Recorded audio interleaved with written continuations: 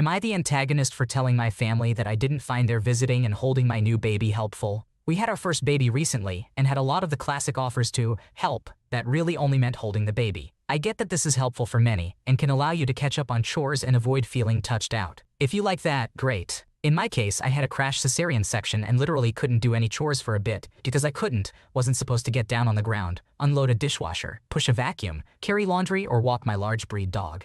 But I had no issues cuddling and feeding my baby and getting up briefly for diaper changes. I was lucky that baby also slept fine in his bassinet, so I had enough time for sleep, showers, etc. In the early days, helpers, who just wanted to hold baby, mostly got in my way because I had to hobble away in private to feed, cover up more when clothes hurt the incision, etc. I was also trying to do as much skin to skin as possible due to supply issues. I basically just stared at them waiting for them to leave because I couldn't do much else. It didn't help that they were mostly in-laws since my own family lives far away, and I noticed quickly that even though we had a good relationship before, they really weren't there for me, just baby lol. I didn't specifically ask anyone for help with chores, but I did make it clear that holding gay helpful after some family members were under the illusion that they could come over frequently, bypassing my stated limitations on visits. 2. Help. No one jumped to volunteer to do things that were actually helpful, which is fine, so instead I hired out for cleaning, food, grocery delivery, dog daycare, etc. But shout out to my amazing sister-in-law who was the exception and offered to exercise and generally give attention to our dog though. My partner's family will still slip in passive-aggressive or butthurt comments about how they weren't allowed to come, help with the baby more. My partner has suggested that maybe I could have made other excuses to avoid the visits without bursting their little bubbles, and I guess that's true. But honestly, I was tired of fielding the requests. He also wondered whether I could have just let them come over and think they were helping, and maybe I'm an asshole for this, but the idea of them coming over and mostly being a hindrance, but then patting themselves on the back on the way out for helping irks me too much lol. For what it's worth, now that he's a few months old, I let them come and visit whenever they please, which is often, and make it clear that now it's helpful because I can actually do chores. You're definitely not the bad guy here. Dealing with all the offers to help after having a baby can be overwhelming, especially when it feels like it's more about holding the baby than actually assisting you. Your crash cesarean section made it physically challenging for you to tackle chores, and it's totally understandable that you needed to prioritize caring for your baby and yourself during those early days. It's great that you found alternative ways to handle tasks like cleaning and dog care while still prioritizing your recovery. It's disappointing that your in-laws didn't step up to offer practical help when you needed it most. Kudos to your sister-in-law for going above and beyond with the dog care support. And hey, it's okay to set boundaries and communicate your needs clearly, even if it means ruffling some feathers. Your partner's suggestions to navigate the situation differently may have some merit, but ultimately, you did what felt right for you in that moment. It's fantastic that you're now able to have visitors over to help with chores now that your little one is a bit older. Hopefully, those passive-aggressive comments will start to fade away as they see the tangible ways they can assist you. Remember, it's essential to prioritize your well-being and recovery, no matter what others might think.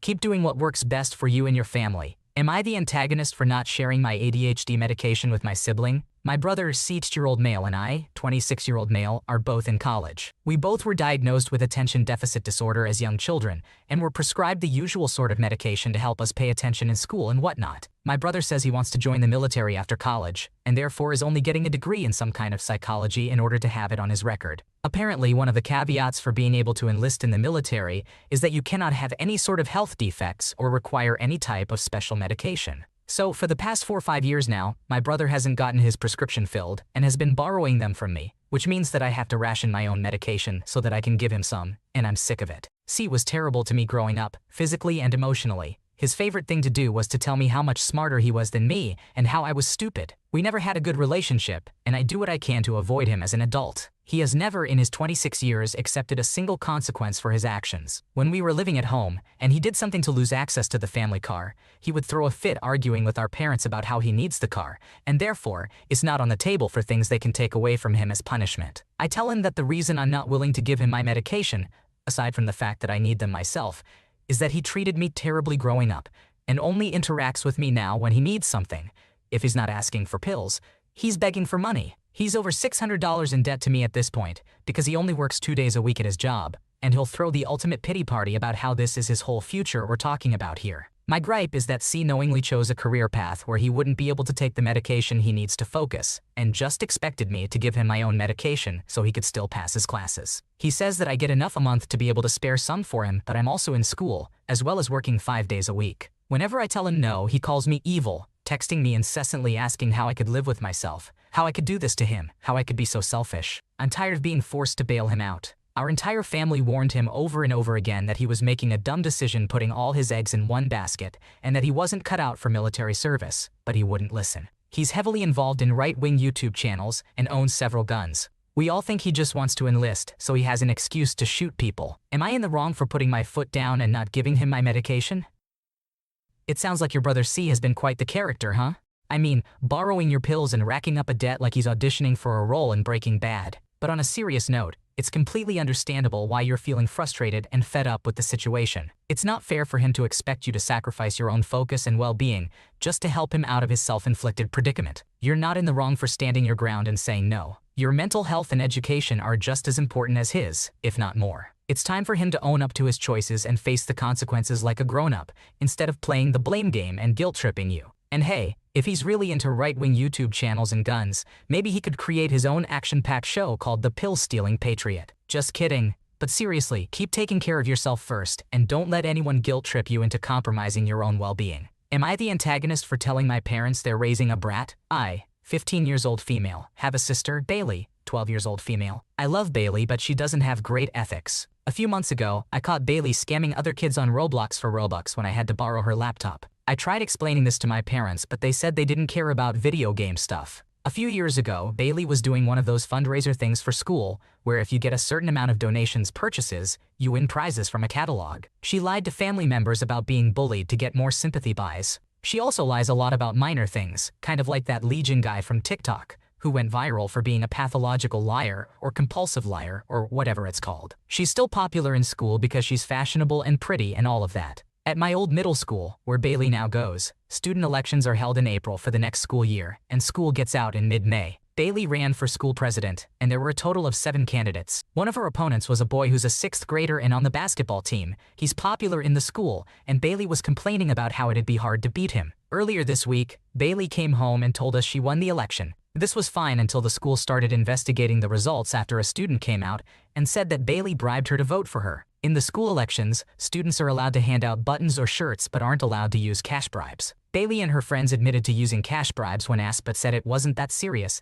and said that the teachers were being too sensitive over this. She was disqualified and the basketball boy will now be the school president as he came in second. Bailey doesn't see anything wrong with what she did. I was in the living room talking to my parents and her, and she was talking about the traitors who revealed what she did. When she left the living room, I asked Mom and Dad what they'd do to punish her, and they said that it's just a school election and it didn't matter. I said she was acting like a brat, and they started to get mad at me and said not to judge Bailey. I told them that they're raising a brat and need to accept it, and they told me that if I said that one more time, I'd be grounded, so I backed off. Bailey has since expressed no remorse and is even plotting a prank on the kids who exposed her. Am I the asshole?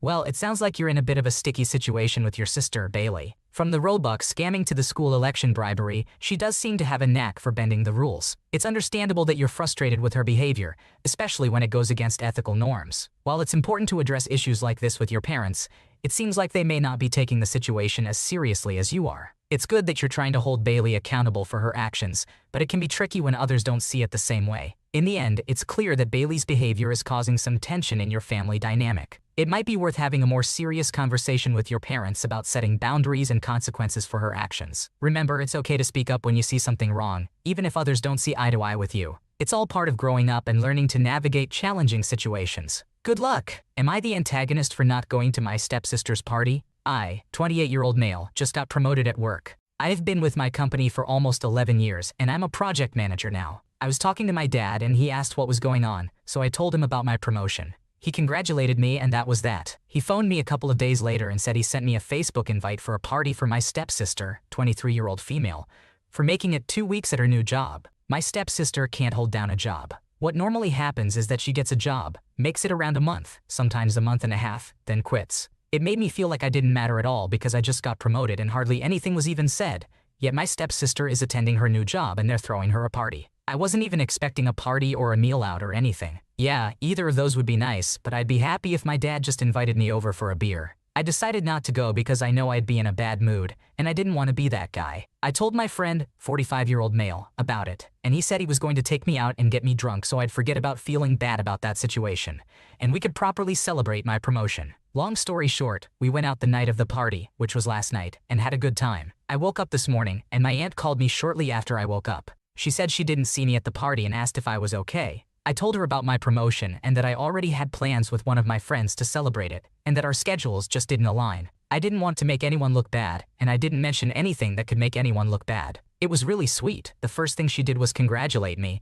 Then she said she wants me to come over for dinner next weekend. We talked a bit more, and she congratulated me like 5 times in our 20-minute phone call. My stepmom just sent me long texts because apparently my aunt called her and my dad and ranted at them for throwing my stepsister a party for attending her job while not even mentioning my promotion. My dad sent me a shorter text, and he called me an asshole for throwing him under the bus. They both think that I told my aunt about them not doing anything for me, and neither of them are listening to my side of the story. Am I the asshole for not going to my stepsister's party? Congratulations on your promotion. It sounds like you've worked hard for it and deserve to be recognized. It's understandable that you would feel hurt that your stepsister's short-lived job merited a party while your significant achievement was overlooked. Your decision not to attend the party was understandable, as you didn't want to be in a negative mood. It's great that your friend took you out to celebrate and that your aunt showed you genuine support and recognition for your promotion. It's unfortunate that your stepmom and dad are upset, but it seems like there was a misunderstanding about you sharing the information with your aunt. In this situation, it's important to communicate openly with your family about your feelings and perspective. Hopefully, they will come to understand where you're coming from. Remember to celebrate your successes, no matter how big or small, and surround yourself with those who genuinely support and appreciate you. Am I the antagonist for telling my stepdad no, I wasn't going to explain my grades to him? I am an 18-year-old girl who is currently in her senior year. Let me preface this by saying my stepfather has been in my life since I was about 4. I started working late my sophomore year, almost 2 years ago. My parents always told me I wouldn't be allowed to drive unless I had my own car. There was a point where I made a bet with my stepdad I would stop eating my work's food. I work in fast food. For about a month and a half if he bought me a car. I won the bet. When I reminded him of the bet, he told me he never said anything like that. Whatever. So July rolls around and we start car shopping, and we did end up finding a car. We found a Camry. My stepdad and I made a deal saying he would drive the car to work until I got my license, but for the time being I would help pay $200 a month. Yesterday, I had worked in 11/7 at my work. I was tired and over it. Dinner rolls around and my dad was a little drunk. He loves whiskey and Coca-Cola mixed together, and playing some of his music. Or started playing, and my mom asked if one of my history teachers plays or during passing period. I said yes. My dad then pipes up and says, "Aren't you failing history?" I said, "Technically, no, wise." I said it's app comparative and I'm not technically failing, and I'm struggling with college algebra. Algebra has been a pain all year long and the highest score I've gotten is a C. Math isn't my thing. He starts to lecture me saying he's never gotten an F in his life and asks me to explain why I'm failing. I told him no, I wasn't going to explain. He got offended and asks why not. I said because I'm tired of explaining and him still not listening. He got even more offended. My mom was listening to the whole thing. I explained I've been trying to improve those 2 grades and I stay up late to study, I do all the homework, etc. And he then asks, "Have you tried talking to your teachers?" I have gone to my math teacher to be like, "Hey, what am I doing wrong?" I explained that. Still said I was giving excuses and not trying hard enough, so I said I was done. I told him I don't need him comparing himself to me, and at this point I started to tear up. He starts asking if I've ever heard the term, "Don't bite the hand that feeds you," and I said yes. It's not the first time he's said this to me, and he said you obviously don't understand the meaning of it then. I said I do, but I just don't care anymore. I reminded him I also pay for the car because he started threatening to sell the Camry, and he said it didn't matter. He starts threatening and I said I don't care anymore. I went downstairs to my room. When I got in my room, all the Wi-Fi had been turned off on my devices. I haven't had Wi-Fi in over 24 hours now because he controls it all. I remember hearing my mom defend me. Today my mom told me he's apparently been made an offer on the Camry. I started crying. I still don't have my license. I need the car. I want to drive. I don't know what to do. So, am I the asshole? Should I apologize? Dear 18-year-old girl in her senior year, let me just say that your stepdad's mix of whiskey and Coca-Cola is probably clouding his judgment a bit, but that's no excuse for his behavior. It sounds like you made a deal in good faith about the car situation, and it's not cool for him to go back on that. As for your grades, hey, not everyone is a math whiz. Maybe tell your dad that AP comparative and college algebra are no walk in the park. And I think his whole "don't bite the hand that feeds you" spiel is a bit over the top. I mean, you're working hard and contributing to the car payments. Turning off your Wi-Fi like that was a low blow. It's like a digital lockdown. I think a heart-to-heart conversation might be in order here, maybe over a non-alcoholic beverage. As for apologizing, hey, if it helps to smooth things over and get that Wi-Fi back on, it might be worth considering. But remember, you're not the asshole in this situation.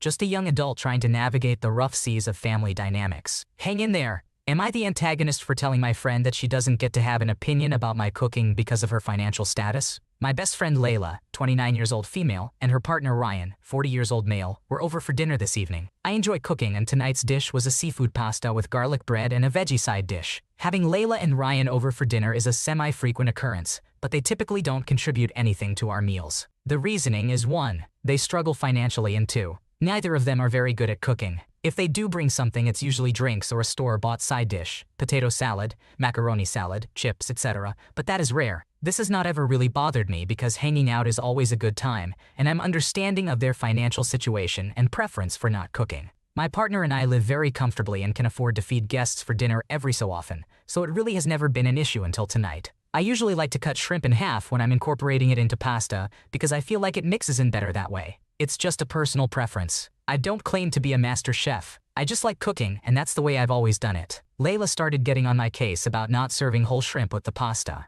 It started out as lighthearted banter, but quickly became extremely annoying. Some of her comments included, "Feeling stingy tonight, huh? Hope I don't get hungry again later." I've never seen pasta served with cut-up shrimp before I eventually got fed up and said something along the lines of, "Interesting take considering that I know you've never cooked shrimp ever in your life, and probably can't afford to either. You don't work, Ryan doesn't have a real job. You guys come over here for free food and complain about it? No antagonist here. I'm done." It was word vomit, followed by a very awkward silence. They left shortly after that. I texted Layla an hour later and apologized for what I said. She apologized as well, but honestly, I'm still mad. I'm starting to feel like they're freeloaders, and it just feels icky knowing that they come over here and eat well pretty often, and my partner and I never get anything in return. I know that we're in different financial situations, but there are ways to make an effort without spending a lot of money. Layla suggested we do dinner again next week, assuming we were all good after we both apologized. I responded and basically said I'll pass on that. She hit me back with, "So are we too poor for you now?" And I just said, "Yep, it's obviously not entirely that." But the whole thing left a bad taste in my mouth, and now I don't even want to talk to her. My partner thinks I'm being harsh, but I don't know. I feel used and I don't like that. It seems like you found yourself in quite the shrimpy situation there. Your friendship with Layla and Ryan has hit a seafood snag, and it's leaving a bitter aftertaste. While your culinary skills may have caused a stir, or rather a shrimp stir-fry, it's important to remember the bigger picture. It's understandable that you enjoy treating your friends to delicious meals, but feeling like you're being taken advantage of can definitely leave a bad taste in your mouth. It's totally okay to feel frustrated when your hospitality isn't appreciated, especially when it feels one-sided. Communicating your feelings honestly, as you did, is key in any relationship, even if it leads to a clammy confrontation. It's good that you apologized and acknowledged your outburst, but it's also valid to still feel upset about the whole situation. If you need some space to let things simmer down, like a delicately simmered seafood bisque, that's completely fine. Taking a break from dinner dates might give everyone a chance to reflect on the situation and hopefully come to a resolution that doesn't leave anyone feeling shell-shocked. Ultimately, finding a balance in your friendship where both parties feel valued and respected, like a well-spiced seafood dish, is essential. Hopefully, with some time and open communication, you can all come together again and create a meal that leaves everyone feeling satisfied, both gastronomically and emotionally. Thanks for watching. When you subscribe, make sure to hit the bell to turn on notifications so you never miss a video. To finish listening to all the stories, check out the playlist in the description.